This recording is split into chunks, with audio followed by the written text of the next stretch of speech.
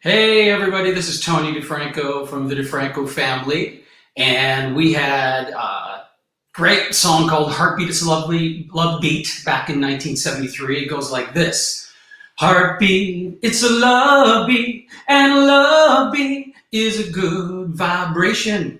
That's the gist of it. So let's go straight to the top of the charts.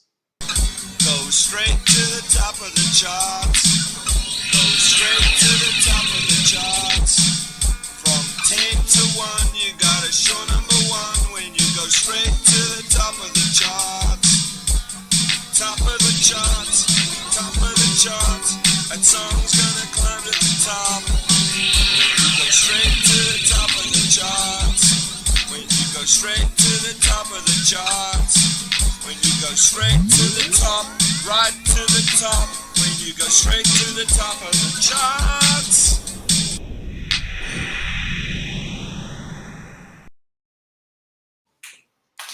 Tony Defranco, welcome to Yes, Go sir. Straight to the Top of the Charts. And let me tell you, we've got the fabulous Sabine coming in from the UK.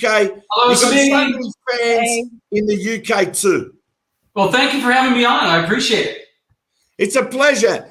Now, we're going to get straight into it, Tony. I'll just move you across as I normally do. Now, let me tell you, the Defranco family came out with one of the greatest songs ever recorded, and that's Heartbeat. It's a love beat. And let me tell you, not only was Tony Defranco the lead singer, but he had his brothers and sisters backing him like a total family unit. And we pay tribute to Marissa, to Melina, to Nino and Benny. And let me tell you, that film clip that you did on the Jack Benny show, your first time on television in those blue suits. And remember, this is 1973, pre-disco, not 1976, not 1978.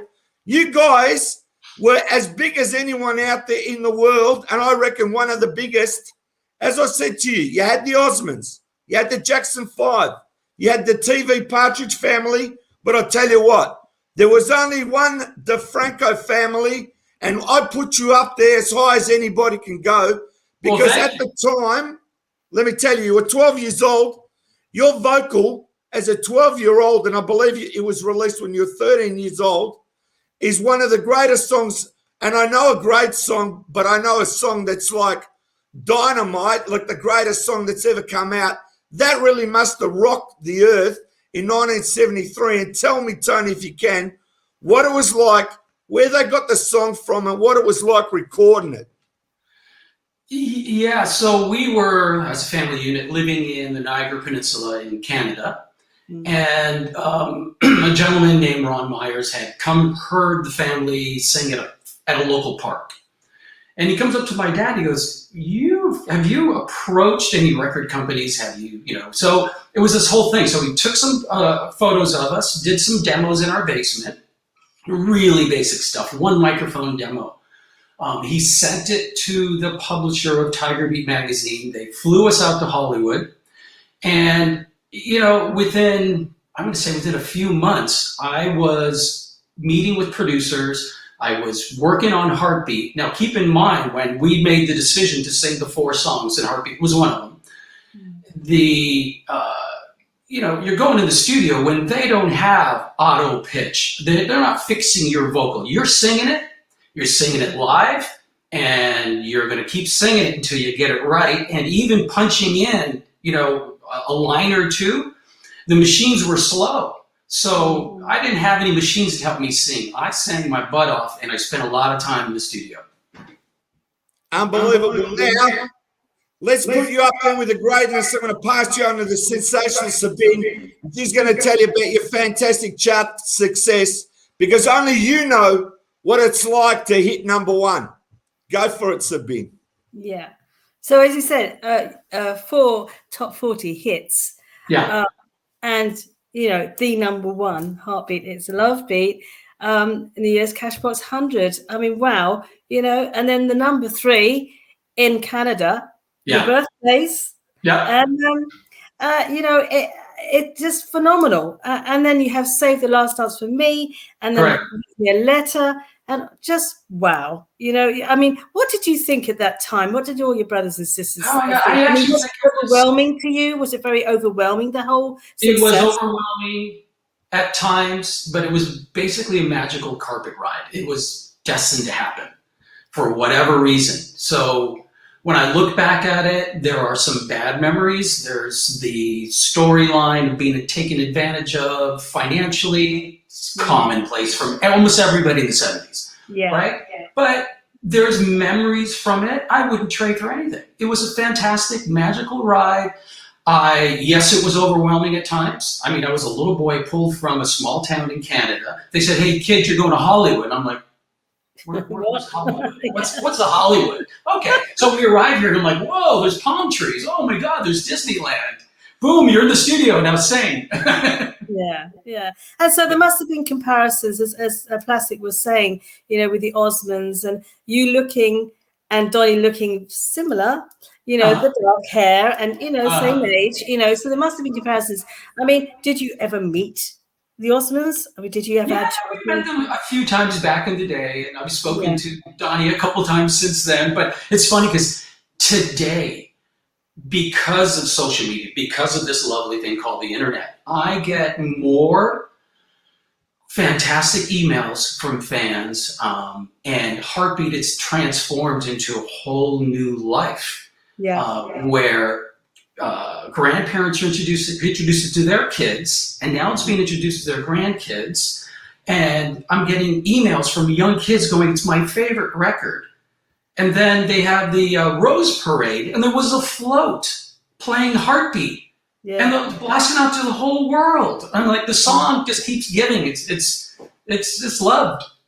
Could there be a movie in this, Tony? Could there be a biopic in this, do you think? Yeah, you know, possibly. But it's like, I think the problem is with TV series and movies, everybody's looking for that bad outcome, or were you a drug addict, or you know, something nasty happened. I'm like, you know what? I transitioned into a normal world because the bottom fell out, and it fell relatively quickly because you're going from this A player, then you're a B player, a C player, and then you can't get a record deal. You're like, well, what the hell happened? But at the same time, disco hit, and it sort of blocked everybody else from the old school, or the sound that Heartbeat was. And so it put a little bit of a brakes on our career. So we went in the studio, did a disco song. It didn't go anywhere, but you know, we made the effort. Oh, Plastic, you're just making me jealous. Okay, here we go. All right. Now, Tony, I've got to say something to you now, and I want you to really take me to a point now. Yeah. I really want you to talk to your family, and you got to understand. You know what I love about the Defranco family? You guys are solid musically. Like, I'll give you an example. You're not put together like the Partridge family. Like, for example, the Jacksons are natural. Like, you guys are natural. You've been doing music from such a young age, working towards this. When did you I was guys on stage from start 4 years singing old. together? I was on stage. You know? So I was on stage from 4 years old, and to this day, some people go, "Hey, tell me about your family." And they go, "Oh, you mean like the Partridge Family?" I go, "No, that was a TV show." They go, "Oh, you mean like the Brady Bunch?" You go, "Again, that's a TV show. We were a real family and still are." Big difference. Yeah. But this is what I'm saying about you guys. You guys are so solid musically because you had your own sound. You had your own everything about yourself. And I personally believe if you guys had stuck to it, and I actually reckon you would have actually gone into disco. And I'm giving you an example. You could have found like a musical director like Giorgio Moroder from Italy or whatever it is. Oh, I absolutely agree. Yeah. You don't know where you guys could have ended up. I can actually see that transition from 73 because you're the forerunners of disco, believe me. And I could have seen you go if it had been, let's say, organized through your family or you guys stuck together. Have you ever thought that could have been a possibility? It's really tough looking back because when you're living in that moment, things are changing very quickly. And the music business is very fickle. And the radio stations, they want what they want. And then, you've heard of, the sophomore jinx. You come up with your second album, which we managed to have a hit or two off of the second album. But after that, majority of artists if you look at people, you go to any decade and you look at the artists that you thought were, oh my God, they were amazing. And then all of a sudden you never hear from them anymore. It's the industry. It chews people up and spits them out, unfortunately. Yeah, yeah. That's So, common. Tony, can I just ask, going back, your parents were very, excuse the pun, but instrumental. Is that your dad was very into, he had such a passion for music. And your mum, was it that your mum, and you were 10 years old and your mum asked you to sing Hey Jude? Is that correct? She bribed me $5 Canadian to go on stage and Yeah. sing. Up until that point, we were an instrumental band. And that was all driven by my dad. So my dad just loved music. He wanted to see his family up there. And he was like, here, you play the guitar, you play this, you play that. And I was too little. He goes, here. No, first, actually, he got me a drum kit. And I was too little to reach it and play it. So I gave it to my sister and gave me a pair of maracas. I'm like, what am I going to do this? Because I want you to dance. So from 4 years old, I was on stage dancing. This was pre-singing. So...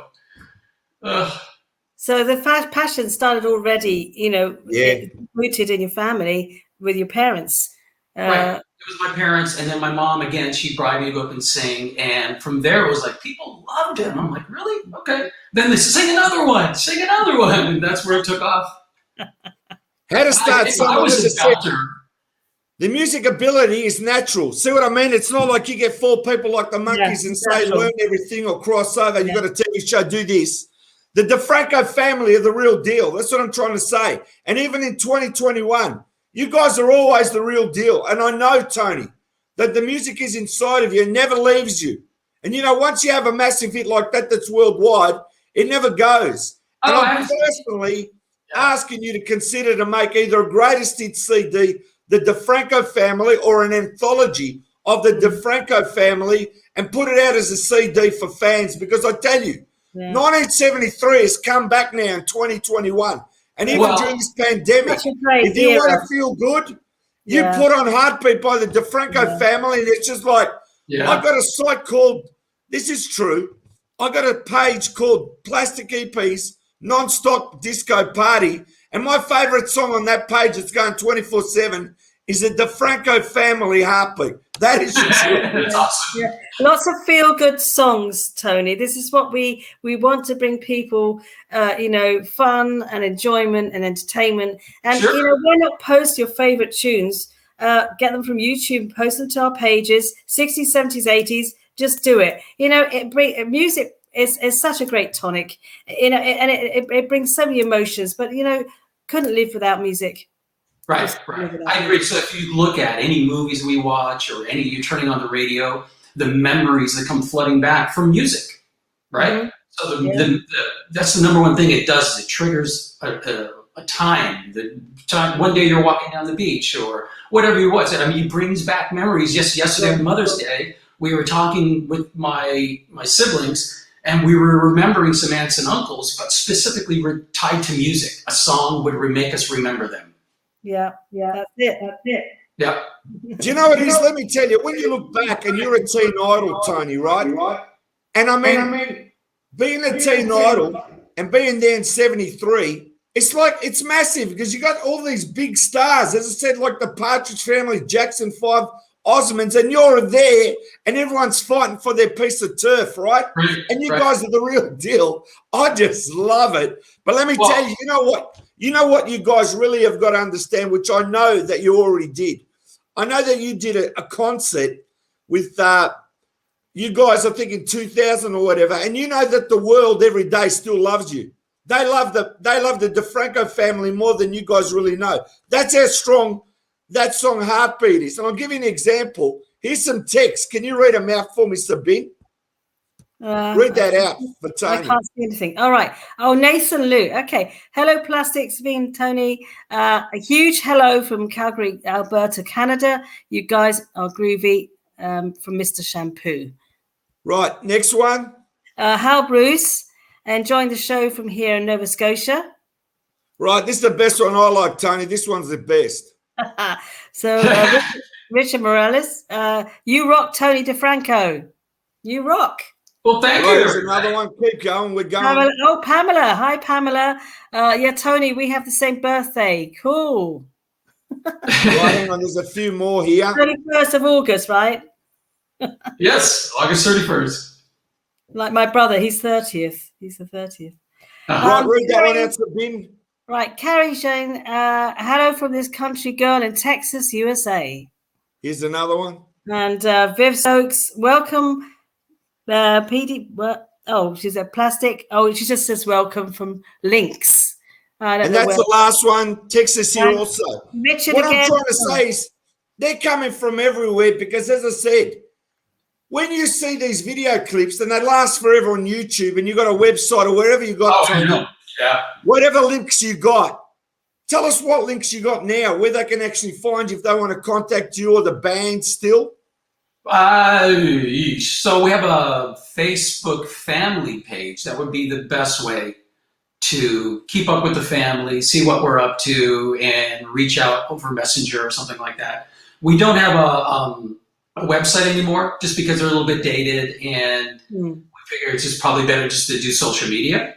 But yeah, so there's no effort to go back in the studio, but it seems like every year, or as time marches on, we think about like, you know what, it's time to sing again. So the last time I sang, I'm going to say it was like 4 or 5 years ago, the Dodgers, Los Angeles Dodgers, came to me and asked me if I would sing the national anthem. And I'm like, God, I haven't sung in years, but I'm going to be an idiot and a jerk if I say no.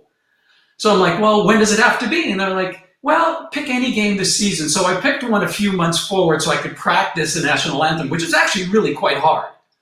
And that's on YouTube. You can find that and listen to it. Tony, I watched that before, and it's fantastic. You got the crowd going, and it's things like that you leave yourself open to, that you never know what's going to happen. But I tell you, that door is still open for you to record songs, and it doesn't matter. Believe me, it doesn't matter age or nothing. It's the music that lives forever. Yeah, you come up with a top song tomorrow, and it's a great song. You know what? You haven't lost your voice. I reckon your voice is better than ever. I'm serious. Thank you. Thank you. I should. I sing in the shower and I sing in the car. That's it. I've got to tell everybody a story, right? Because they're going to love this, Tony, all right? Yeah. Tony and I are texting because I want to get Tony on the show. So I said, Tony, I'm in my Italian butcher, and I start sending him pictures of the meat inside the shop. And Tony goes, that's my type of place. That's my kind of place. Some prosciutto. And yeah, baby. This is what I love. Now, Tony, when you go back and you look at 73 and you're in the teen magazines with your brothers and sisters in California, tell me some of these big artists that you became friends with, like being on the Sonny and Cher show. That's totally amazing. What was that like? That's a buzz. You know, you would think that would have been phenomenal, and it was. I'm not saying it was bad, but we're looking back at the history of Sonny and Cher, and obviously, in my opinion, when we're backstage and we wanted to meet them, but there was this bad energy going on backstage, they were not getting along. They were fighting. Wow. So it was this weird thing. We met them, and that was great. And then, we did Jack Benny. I've got some pictures on the wall here. Dick Clark was great. It's just, and they treated you like you were special. We want you on the show. But Dick Clark will guide you through. He would say, here's what we're going to do. He knew you were a kid. We were kids. He's like, I'm going to introduce you. Then you're going to do this, and I'm going to walk back, and then I'm going to say specifically something, and we're going to walk off this way. So he would guide you through it. But yeah, it's memories I wouldn't trade for anything. But I'm going to tell you, when he came up in that interview and he asked everyone's name, and you're on this show where it says action in the background, and you guys do the song. That even today, I watch it, and it's just the grooviest. Seriously. That was on the beach, wasn't it? That was groovy. It was in Malibu. Tony, can I just ask you, the outfits, have you kept them at all? Are they stashed away somewhere in a cardboard box? Yeah, I think probably a few of them are around in a closet all zipped up and dry cleaned, and we have a few of them. Yeah. And the discs behind you, can you just tell us what the discs behind you? I can just so that's we've got Heartbeat when it went gold, and then Heartbeat when it went platinum. Excellent. Yeah. Unbelievable. And that's not intentional. I just happen to have my computers turned that way. Great background. If you find your suits, I think your suit should be in the Rock and Roll Hall of Fame, or they should be in the rock. Hey, I'm What's gonna those get you a shops picture. like Hold by on, the one second. Hard Rock Cafe? Oh, It yes, should be there. that's right. Yeah, you're right there. So, can you see this? Hold on. Here we are. Yeah, show us. Oh, Okay. tried it across bed. Me Oh, with, yeah, I love that. me with Jack Benny on the Yeah. cover of TV Guide, and that jean studded jacket. I still Yeah. have that. Wow. Well, Wow. that's- You know, Tony, what you could do is get a massive frame it.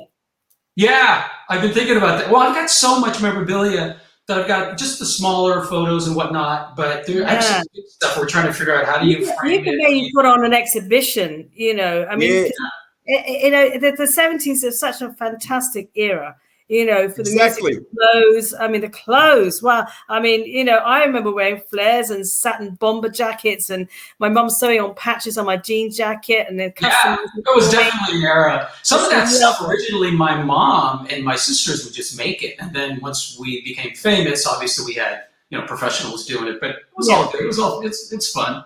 Yeah. And Tony, how I about- reckon you should have a fan photo of everybody from the family and sign it, of you guys dancing on the Jack Benny show. Get a shot and get everyone to sign it.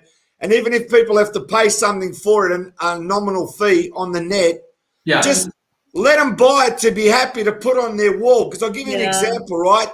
I've been to a lot of houses where they got a velvet Elvis. They got Elvis Presley in a frame. I can tell you, all the houses in America, including the Italian ones, I wouldn't be surprised with the signed Defranco families in their lounge room. No question at my house, it would take pride and place in my lounge room. What about you, Sabine? Absolutely. I mean, I have so many things that are framed. I mean, I've framed singles with pictures of, you know, say T-Rex, Sure. whatever. Sure. And the latest thing I did was Peter Green, Fleetwood Mac, Peter Green. And so, you know, I just put the single with the ticket stub and the, just like, it's just great. Yeah, And then you put it on the wall. Yeah. And appreciate it, you know, it's just wonderful because it, you know, as you say, the memory, you know. Right. Yeah. Well, so I used to offer up, signed 8x10s on the internet, and then I stopped doing it. But I'm getting so many requests again. I'm like, we have to offer it up. We have to give it. You know. Yeah. So the interest is there. There's so much interest. Yeah. It's still there. Yeah. Yeah. There you Now, go. Tony, what other big celebrities did you get to meet? Did you ever meet any of the monkeys? I didn't. I don't think so.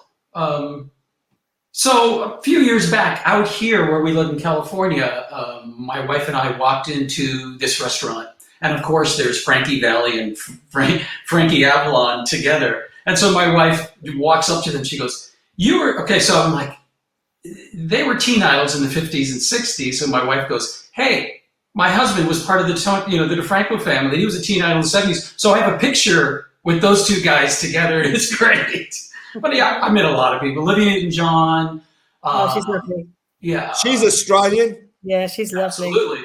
And let me tell you, Tony, you were number 6 in Australia. Heartbeat made number 6 in Australia. What happened? How come it didn't go higher? I'll tell you why, Tony. I was only 15 at the time. I didn't have enough money to buy too many copies. Hey,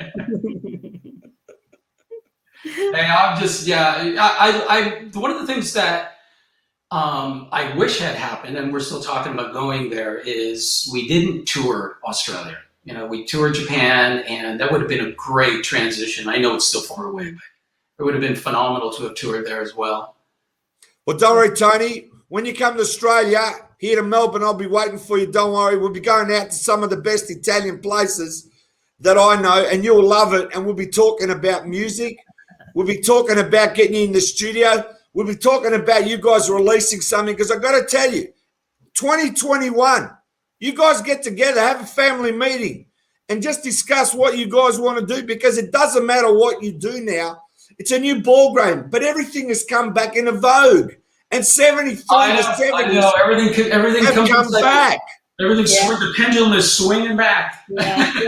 There's a definite sense of revival. the 70s and the 80s. Right. I'm finding this, the last 2 years, it's been bubbling, it's been happening slowly, but there really is this revival going on. We just love those two eras so much. Just a couple days ago, I received an invite, and I won't give you all the details, but this woman sent me, and I don't know if you can see it, she wants to schedule a cruise ship situation where you can announce it a year in advance, people can buy their tickets and meet me, meet the family, whatever.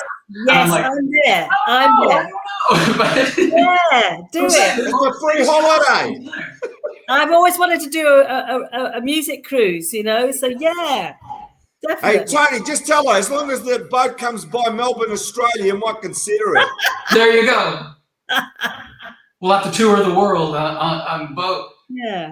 I don't know about getting on cruise ships anymore. They don't seem like the healthy place to be on. But yeah. But I mean, perhaps come to the UK, because sometime maybe next year. You never know what could happen in the meantime, because I know these things take a long time to organise logistically. To organise, exactly. I mean, we have got Merrill Osman coming over in June, and I'm looking forward to seeing him. And in the previous years, we've had Donnie Marie show, which obviously not happening anymore. It's not happening in Vegas either.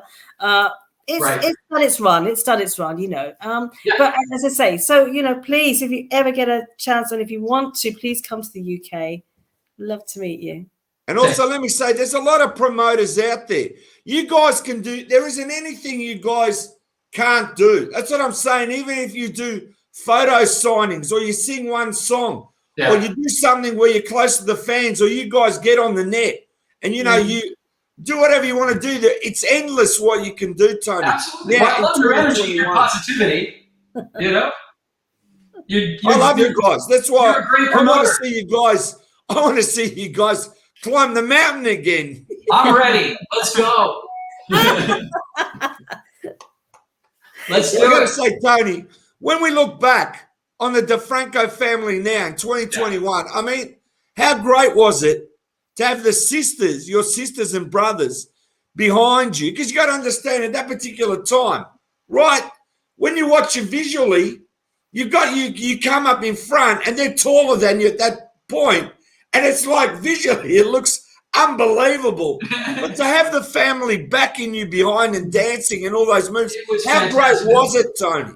Yeah, I think more importantly, it made it for me easier to get up on stage, because if they had said, hey, get up there alone, I grew up getting on stage with my brothers and sisters, my siblings, and so used to it. That was the support, right? Mm-hmm. So it made it easier for me, and I appreciate it to this day.